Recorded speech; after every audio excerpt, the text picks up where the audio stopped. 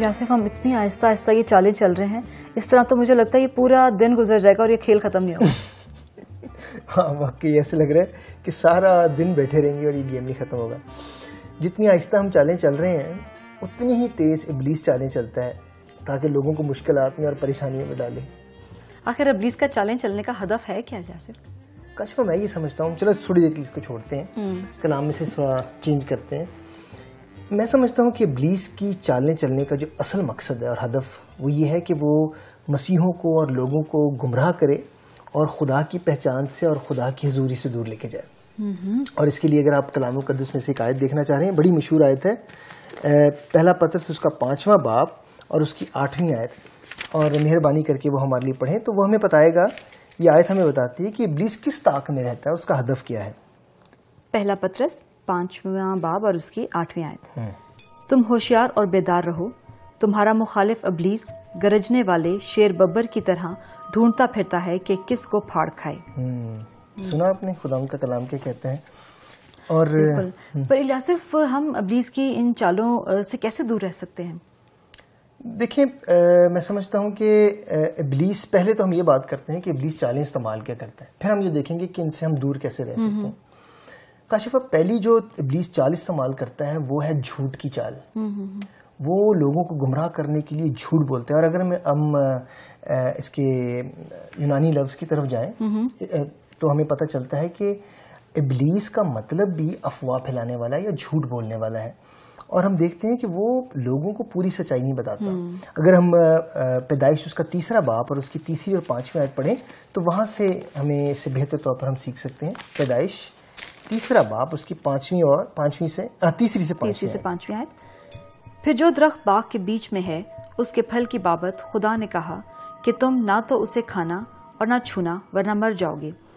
تب سانپ نے عورت سے کہا کہ تم ہرگز نہ مرو گے, بلکہ خدا جانتا ہے کہ جس دن تم اسے کھاؤ گے تمہاری آنکھیں کھل جائیں گی اور تم خدا کی مانند نیک و بد کے جاننے والے بن جاؤ گے.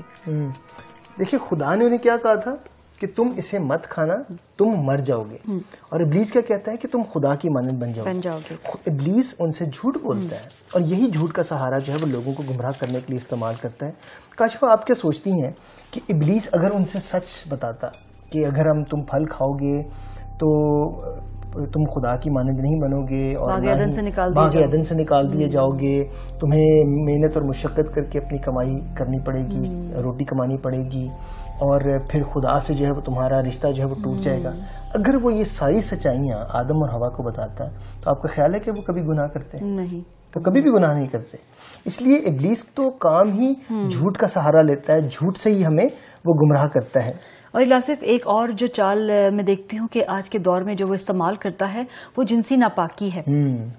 ہم دیکھتے ہیں کہ وہ اس طرح سے لوگوں کے رشتوں کو خداوند سے بگاڑتا ہے کہ لوگوں کو جنسی ناپاکی میں مبتلا کر کے, کیونکہ ہم دیکھتے ہیں خداوند نے یہ جو خواہش ہے, جنسی خواہش, وہ خداوند کی ایک نعمت ہے جو خداوند نے اپنے لوگوں کو عطا کی ہے.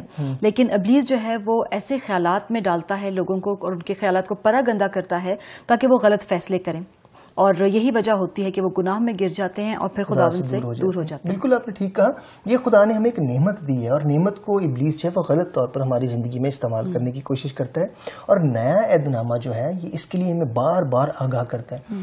اگر ہم پولس رسول کی زندگی دیکھیں تو وہ افسس کی کلیسیا کو اس بات کے متعلق جو ہے بڑی سختی سے بیان کرتے ہیں اور سخت الفاظ لکھتے ہیں. وہ کہتے ہیں کہ جنسی بدکاری سے بھاگو کیونکہ ایسا گناہ ان کے اپنے بدن کے خلاف ہے. جنسی گناہ کا جو عمل ہے وہ ہمارے اپنے بدن کے خلاف ہے. اور خدا کا کلام کیا کہتا ہے کہ ہمارا بدن خدا کا مقدس ہے, ہمارا بدن خدا کا مقدس ہے, اس لیے اس کے خلاف گناہ نہ کریں. کاشفہ جنسی آزمائش کے علاوہ ایک اور چال جو ہم ابلیس کی دیکھتے ہیں لوگوں کو گمراہ کرنے کے لیے وہ یہ ہے کہ ابلیس روحانی قوتوں کو جو ہے وہ استعمال کرتا ہے غلط طور پر تاکہ لوگوں کو گمراہ کریں. وہ بری روحوں کو لوگوں کے ذہن میں بھیج دیتا ہے, ان کے جسم میں بھیج دیتا ہے, اتار دیتا ہے, اور اس سے ان کا ذہن خراب ہوتا ہے. ان کے بدن کو وہ اپنے قابو میں کرنے کی کوشش کرتا ہے, ان کے ذہن کو اپنے قابو میں کوشش کرتا ہے کرنے کی, انہیں خوف زدہ کرنے کی کوشش کرتا ہے, اور انہیں اس طرح خداوند کی حضوری سے وہ جو ہے وہ دور لے کے جاتا ہے. اس کے لیے اگر آپ ایک حوالہ دیکھنا چاہتی ہیں تو مرکز اس کا 5واں باب اور اس کی 5ویں آیت. اور اگر آپ مہربانی کر کے پڑھیں، ہمیں اور بھی بہت ساری مثالیں ملتی ہیں جہاں پر لوگ بدرو گرفتہ تھے، لیکن اس مثال کو بھی ہم ضرور دیکھتے ہیں۔ مرکز 5 باب اس کی 5ویں آیت۔ اور وہ ہمیشہ رات دن قبروں اور پہاڑوں میں چلاتا اور اپنے تائیں پتھروں سے زخمی کرتا تھا۔ یہاں پر خدا کا کلام کہتا ہے کہ وہ قبروں اور پہاڑوں میں چلاتا۔ بالکل، چلانا ظاہر ہے کوئی نارمل ذہن سے نہیں کرتا ہوگا۔ بالکل، اور الیاسف ہم دیکھتے ہیں کہ ابلیس کے پاس خوف زدہ کرنے کے لیے بہت سی قوتیں ہیں جنہیں وہ استعمال کرتا ہے، اور یہی وجہ ہے کہ آج ہم دیکھتے ہیں کہ لوگ جادو ٹونا اور اس طرح کی چیزوں میں پڑ جاتے ہیں اور خداوند سے دور ہو جاتے ہیں۔ بالکل، اور یہی وہ چیزیں ہیں جو انہیں گمراہ کرتی ہے، خداوند کی حضوری سے دور لے جاتی ہے، اور یہ سب اسی لیے ہوتا ہے کہ وہ ان کو اتنا ڈرا کے خوف زدہ کر دیتا ہے۔ میں ایک حوالہ ضرور یہاں پر آپ کے لیے پڑھنا چاہوں گا جو کہ زبور 106 اور اس کی 36ویں اور 37ویں آیت ہے، اور یہ ہمیں اس سے بیان کرتی ہے۔ اور اس میں یوں لکھا ہے، اور ان کے بتوں کی پرستش کرنے لگے جو ان کے لیے پھندا بن گئے، بلکہ انہوں نے اپنے بیٹے اور بیٹیوں کو شیاطین کے لیے قربان کیا۔ آپ نے دیکھا کہ جب ابلیس آپ کو اس طرح گمراہی میں لے جاتا ہے، آپ کے ذہن کو اس طرح منتشر کر دیتا ہے، تو آپ وہ کام کرنے لگ جاتے ہیں جو خدا کے مرضی کے جو ہے وہ اور کلام کے خلاف ہوتا ہے۔ بالکل، تو الیاسف اب سوال یہ پیدا ہوتا ہے کہ اب ہم ابلیس کی ان چالوں سے بچنے کے لیے کیا کریں؟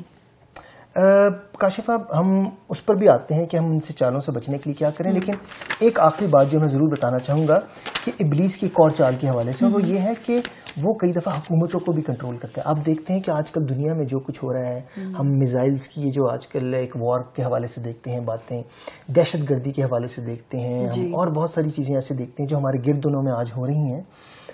ابلیس حکومتوں کو کنٹرول کرتا ہے، ابلیس جو ہے وہ دنیا کی سیاست پر جو ہے وہ اثر انداز ہوتا ہے، اور اس طرح وہ لوگوں کو گمراہ کرتا ہے، حکومتوں کو گمراہ کرتا ہے، اور حکومتیں جو ہیں وہ اور لوگ جو ہیں وہ خدا کی پہچان سے دور ہو جاتی ہیں۔ اب جیسے آپ نے سوال کیا تھا کہ ان چالوں سے ہم بچیں کیسے، ان کا مقابلہ کیسے کریں، تو میں سمجھتا ہوں کہ خداوند نے جو ہمیں بہترین ہتھیار دیا ہے وہ خود دعا ہے، کیونکہ خداوند کا کلام کیا کہتا ہے کہ ابلیس کا مقابلہ کرو تو وہ تم سے بھاگ جائے گا۔ ہم ابلیس کا مقابلہ جو ہے دعا سے کر سکتے ہیں، اور ان ہتھیاروں سے جو خداوند کے کلام کے مطابق روحانی ہتھیار جو خدا نے ہمیں بخش دیے ہیں۔ الیاسف، کلام مقدس کے مطابق میں سمجھتی ہوں کہ جو طریقے خداوند نے ہمیں عطا کیے ہیں ابلیس کے حملوں سے بچنے کے لیے، ان میں سب سے بڑا ہے کہ ہم خداوند کا نام لیں، اور جس کا حوالہ ہمیں زبور 9 باب اور اس کی 10ویں آیت میں ملتا ہے، اور دوسرا ہم دیکھتے ہیں کہ خداوند کا کلام ہے جس کا حوالہ ہمیں عبرانیوں 4 باب اور اس کی 12ویں آیت میں ملتا ہے۔ ہم یہاں پہ دیکھتے ہیں کاشفہ، جیسے آپ نے بتایا کہ دوسرا طریقہ جس سے ہم ابلیس کے حملوں سے بچ سکتے ہیں وہ خدا کا کلام ہے۔ یاد رکھیں کہ خدا کا کلام جو ہے وہ قوت بخش کلام ہے، جیسے کلام میں لکھا ہے نا کہ خدا کا کلام 2 دھاری تلوار سے زیادہ تیز ہے، وہ بند اور گودے میں سے ہو کر گزر جاتا ہے۔ جب ہم خدا یسوع مسیح کی مثال دیکھتے ہیں تو خدا یسوع مسیح جب اس زمینی زندگی پہ بیابان میں تھے، تو جہاں انہوں نے ابلیس کے ساتھ ان کا سامنا ہوا تو انہوں نے کلام کو بار بار استعمال کیا تاکہ ابلیس کو وہ شکست دے سکیں۔ تو کلام ہمارے ساتھ یہ ایک بہت بڑا ہتھیار خداوند نے ہمیں بخش دیا ہے۔ اور پھر تیسرا ہم یہ کر سکتے ہیں کہ خداوند کے لہو کا اختیار جو خداوند نے ہمیں دیا ہے اسے اپنی زندگی میں استعمال کر سکتے ہیں۔ خداوند کے لہو میں قوت ہے، خداوند کے لہو میں طاقت ہے، خداوند کے لہو میں قدرت پائی جاتی ہے، اور خداوند کے لہو کے وسیلے سے ہم بہت ساری ایسی چیزوں کو جو ابلیس ہماری زندگی میں کرنا چاہتا ہے ہم دور رکھ سکتے ہیں۔ اور الیاسف، میں سمجھتی ہوں کہ یہ ساری باتیں سمجھنا اور سیکھنا بہت ضروری ہے ہمارے لیے، کیونکہ آج کے دور میں جس طرح سے ابلیس ہر طرف دندناتا پھرتا ہے اور طاق میں رہتا ہے کہ خداوند کے لوگوں کو دکھ میں ڈالے، پراگندہ کرے، ان کی زندگیوں کو خراب کرے اور خداوند کی حضوری سے دور کرے، تو میں سمجھتی ہوں کہ ہمارے لیے بڑا ضروری ہے کہ ہم خداوند کے کلام کا بغور مطالعہ کرتے رہیں اور خداوند کی حضوری میں جو ہے خداوند کی حضوری میں اپنی زندگی کو وقف کریں۔ تو میں چاہتی ہوں کہ جو کچھ آج ہم نے سیکھا اس کا اعادہ کریں ضرور، اور پھر گیم کو دوبارہ جاری کریں۔ شیطان کا اصل ہدف یہ ہے کہ وہ خدا اور انسان کے درمیان رشتے اور تعلق کو تباہ کر دے۔ ابلیس کا مطلب دھوکے باز ہے، اس لیے وہ جھوٹ کا سہارا لیتا ہے اور خدا سے دور رکھنے کے لیے ہمیں گناہ میں مبتلا کرتا ہے۔ ابلیس جنسی ناپاکی کو استعمال کرتا ہے اور یوں خدا سے ہمارے رشتے کو بگاڑ دیتا ہے۔ ابلیس کے پاس اور بہت سی روحانی قوتیں ہیں، اور ان کی وجہ سے یہ بری روحیں بھیج کر لوگوں کے ذہن اور بدن کو اپنے قابو میں کر لیتا ہے اور انہیں دکھ دیتا ہے اور خوف زدہ کرتا ہے، یوں وہ انہیں خدا کی آواز سننے سے باز رکھتا ہے۔ ابلیس بعض اوقات انسانی حکومتوں کو کنٹرول کرتا ہے اور بعض اوقات دنیا کی سیاست پر اثر انداز ہوتا ہے۔ ابلیس کے حملوں کو روکنے کے لیے خدا کے کلام سے 3 باتوں کو سیکھتے ہیں: خدا کا نام لینا، خدا کے کلام کو استعمال کرنا، برے کے لہو کو پکارنا۔ چلو ایک اور گیم ہو جائے اب۔ اوکے